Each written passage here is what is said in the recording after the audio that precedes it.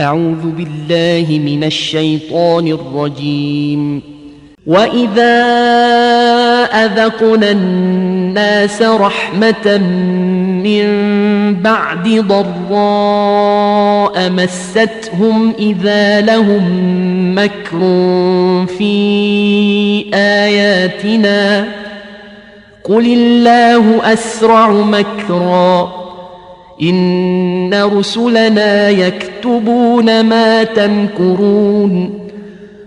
هو الذي يسيركم في البر والبحر حتى إذا كنتم في الفلك وجرين بهم بريح طيبة وفرحوا بها جاءتها ريح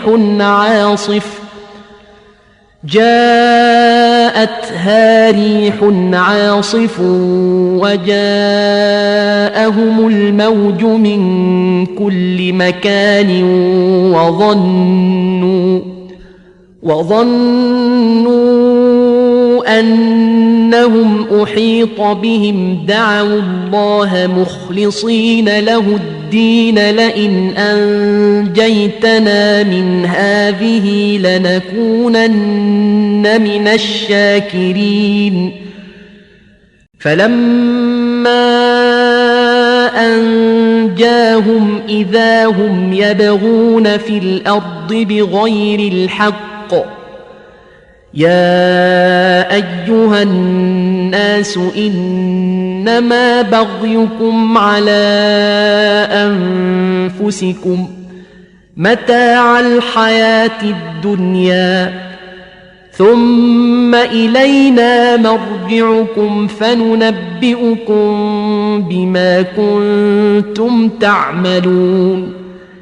إنما مثل الحياة الدنيا كماء أنزلناه من السماء فاختلط به نبات الأرض مما يأكل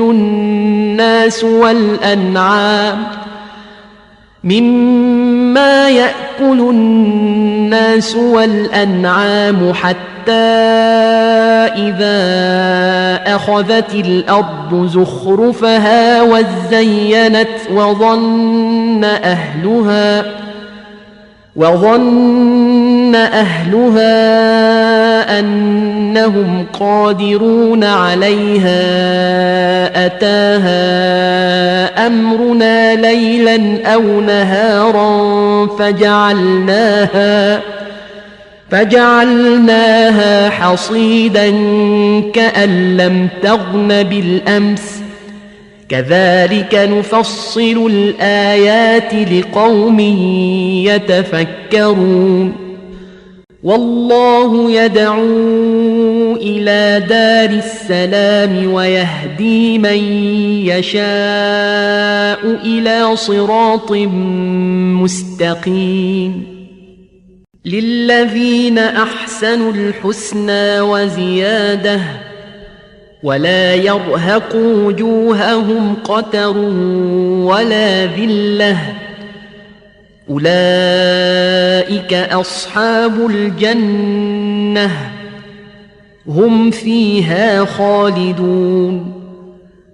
والذين كسبوا السيئات جزاء سيئة بمثلها وترهقهم ذلة ما لهم من الله من عاصم كأنما أغشيت وجوههم قطعا من الليل مظلما أولئك أصحاب النار هم فيها خالدون. ويوم نحشرهم جميعا ثم نقول للذين أشركوا مكانكم أنتم وشركاؤكم فزيلنا بينهم وقال شركاؤهم